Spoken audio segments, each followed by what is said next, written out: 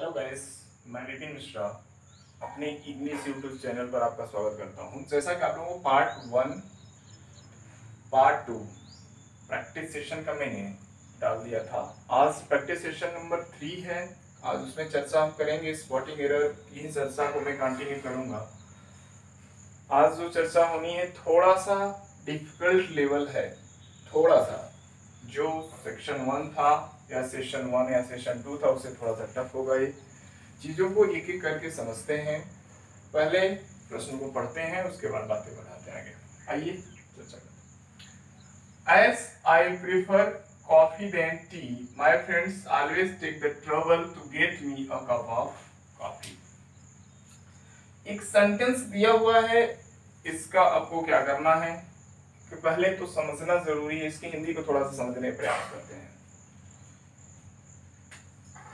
S जो ही मैं क्या करता हूँ, प्रीफर मतलब प्राथमिकता देता हूँ। क्या करता हूँ? प्राथमिकता देता हूँ किस चीज को? चाय की तुलना में कॉफी को। चाय की तुलना में कॉफी को। तो मेरा मित्र, जो मेरे मित्र होते हैं, वो क्या करते हैं? हमेशा परेशानी में मुझे देने में, तो उन्हें परेशानी होती है जब मुझे एक कप क्या जरूरत पड़ती है? कॉफी की पड़ती है। तो उन्हें महसूस होता है, ट्रबल में आते हैं, वो परेशान हो जाते हैं। आइए एक एक चीज को समझना शुरू करते हैं।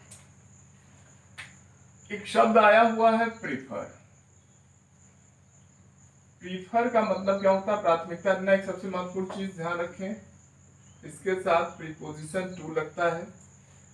एक और शब्द आप इसी का एडजेक्टिव फॉर्म अगर बनाएं, प्रेफरेबल, तो इसके साथ भी आप क्या लगाते हैं?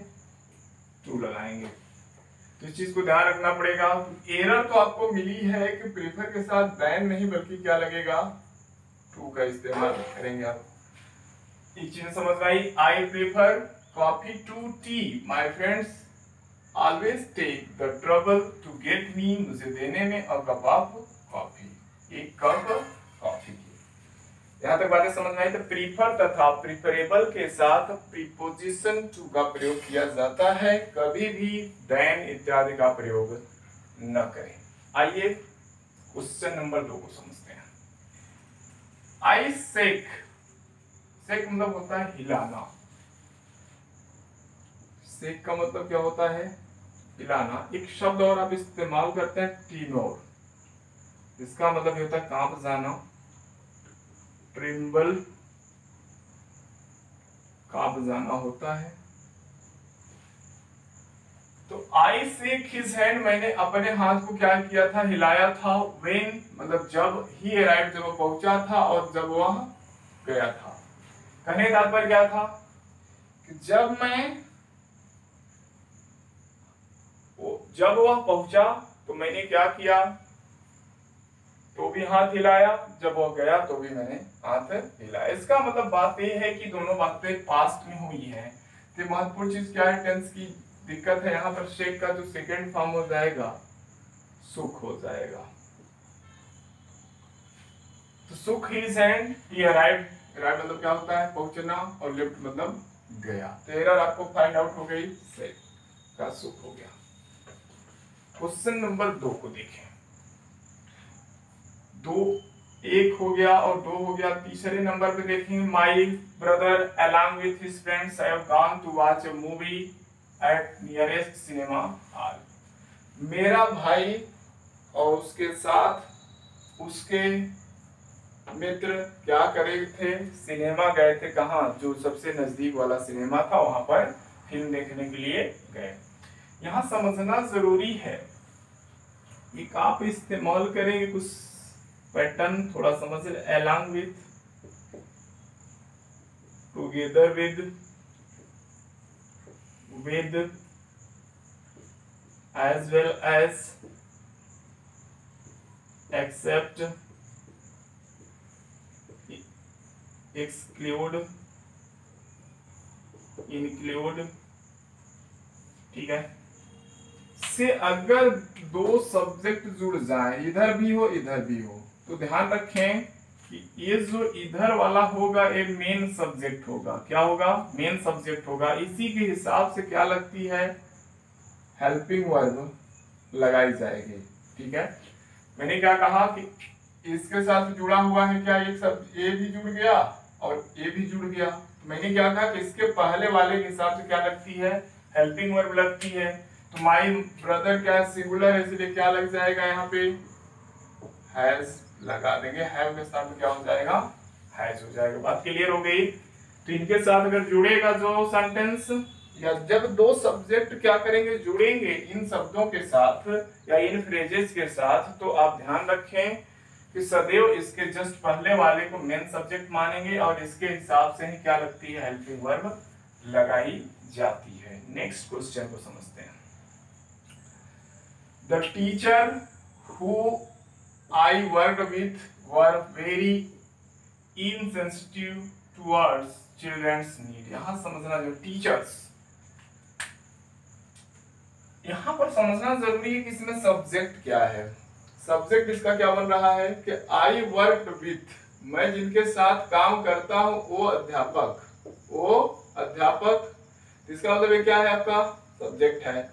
और ये क्या है, जिनके ऊपर कार्य किया गया, तो ऑब्जेक्ट है। तो इन्हीं के लिए कार्य किया गया, हु के लिए हु इस्तेमाल हुआ, इसलिए क्या होगा, ऑब्जेक्टिव केस में रिलेटिव प्रोनाउन में क्या लगता है, हुम लगता है। हु का इस्तेमाल नहीं करते हैं। तो ये चीजें समझना जरूरी है कि सब्जेक्ट इसके ऊपर कार्य करता है, ऑब्जेक्ट होता है, और ये क्या चाहिए, ऑब्जेक्टिव केस में चाहिए, और ये क्या है आपका, ऑब्जेक्टिव केस में है। ये रिलेटिव प्रोनाउन का कंसेप्ट है।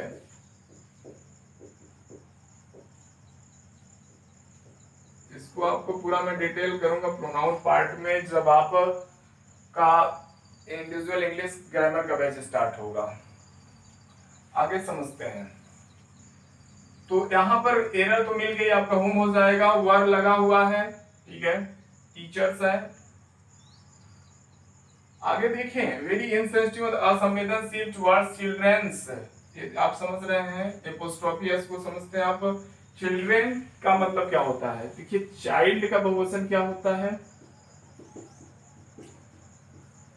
चिल्ड्रन होता है। ये इरेगुलर चेंज है, जैसे माउस का बहुवचन क्या है आपका, माइस। मैन का बहुवचन क्या होता है, मेन। फुट का बहुवचन क्या होता है, फीट। तो अनियमित कुछ बनने वाले हैं, इसका बहुवचन बनाने का प्रयास न करें, गलती कराई जाती है एग्जामों में। यहाँ पर क्या करता है, यस लगा के दे देता है, जो क्या हो जाएगा, गलत हो जाएगी। इस चीज को भी आपको ध्यान रखना पड़ेगा। चीजें आइए अगले क्वेश्चन को समझते हैं।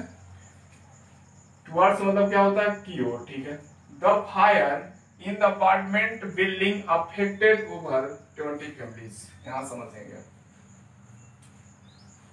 एक बिल्डिंग में आग लग गई और उसने क्या किया, 20 घर वालों को या परिवार वालों को क्या किया है, प्रभावित किया है। एक चीज समझना जरूरी है, यहाँ एक शब्द होता है इफेक्ट और एक होता है अफेक्ट और इफेक्ट, दो चीजें समझे।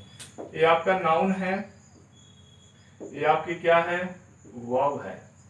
तो ध्यान रखना जरूरी है, जरूरत किस चीज की है, वर्ब की है, तो इसको क्या करना पड़ेगा, अफेक्टेड करना पड़ेगा, तब जाके आपका ये सही हो जाएगा।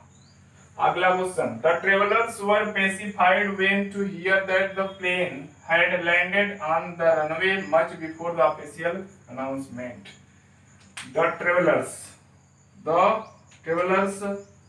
ये बात क्लियर हो रही है, वर लगा हुआ, कोई दिक्कत नहीं। पेसिफाइड का मतलब क्या होता है, पेसिफाई मतलब होता है शांत। और कुछ शब्द हैं, एक वर्ड इस्तेमाल आप करेंगे, मोलिफाई। कमाल का एक वर्ड होता है ट्रांक्वेल।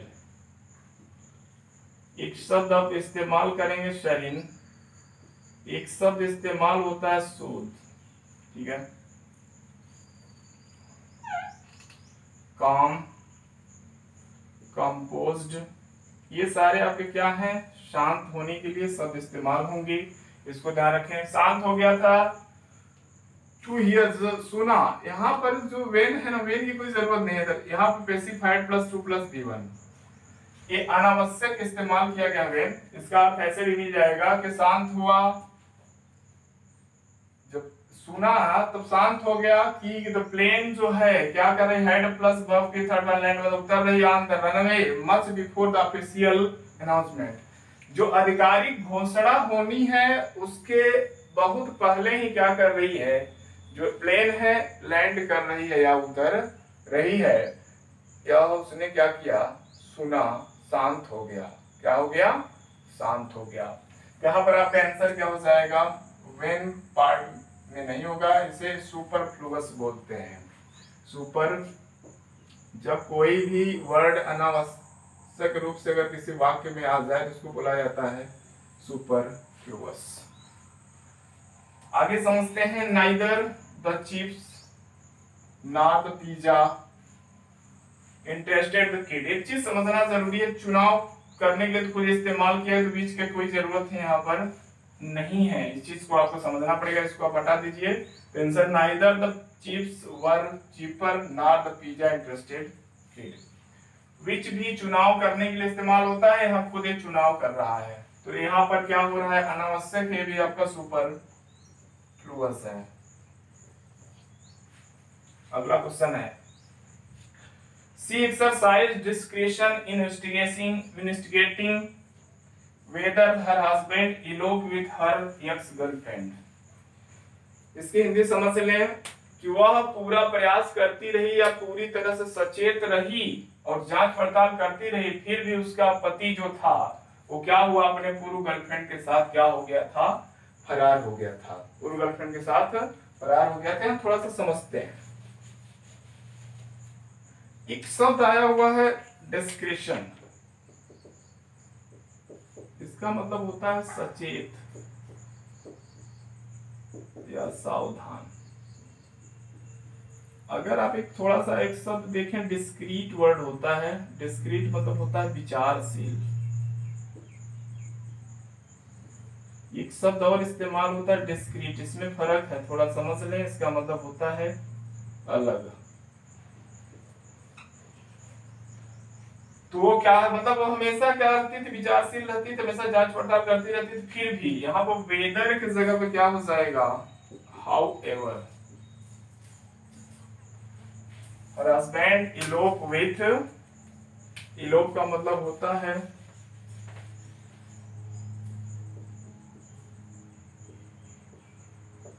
To run away,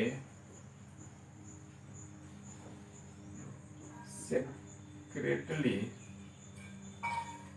to get married। फरार हो जाना किस चीज के लिए, भाग जाना, खासतौर से शादी करने के लिए फरार हो जाना को इस्तेमाल आप करते हैं। ये लोग इसके साथ ध्यान रखिए, दो प्रीपोजिशन इस्तेमाल कर सकते हैं आप। विद लगता है 99.9% केस में, और फ्रॉम भी लग सकता है 1% केस में। तो ये लोग के साथ विद, जैसे सी eloped from her husband, अपने मतलब क्या हो गई थी, पति से फरार हो गई। पति से फरार होने का मतलब क्या हुआ, तो उसको छोड़कर चली गई थी। अगर आप साथ में का अर्थ देना चाहते हैं तो क्या लगा देते, यहाँ पर क्या हुआ, एक्स गर्लफ्रेंड के साथ वो फरार हुआ है, तो इसका मतलब क्या लगा है, विद लगा है, भी आपका ठीक है। बातें क्लियर हो रही हैं। एक चीज यहाँ समझना और जरूरी है, सबसे महत्वपूर्ण चीज है, एक शब्द एक प्रीफिक्स है, इसका मतलब होता है पूर्व, लेकिन इसका मतलब ध्यान रखिए बाहर के अर्थ में भी इस्तेमाल होता है। जैसे बहुत सारे शब्द आप बना सकते हैं, एग्जिट, एक्सपेल, एक्सेल, एक जगह बाहर निकलना, वनवास हो जाना, सांस का बाहर निकलना, तो ये दोनों अर्थ में पूर्व के लिए आप इस्तेमाल फॉर्मर भी करते हैं। फॉर्मर मतलब भी क्या होता है, पूर्व होता है। इतनी बातें क्लियर हो रही है।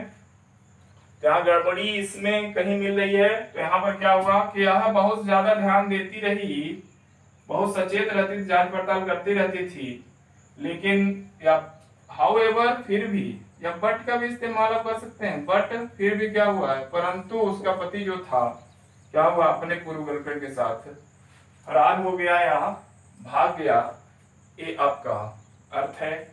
इस तरह से चीजें आपको समझ में आ गई होंगी। आज की चर्चा आज यहीं पे मैं समाप्त करता हूँ। प्रैक्टिस सेशन 3 कल चर्चा होगी प्रैक्टिस सेशन नंबर 4।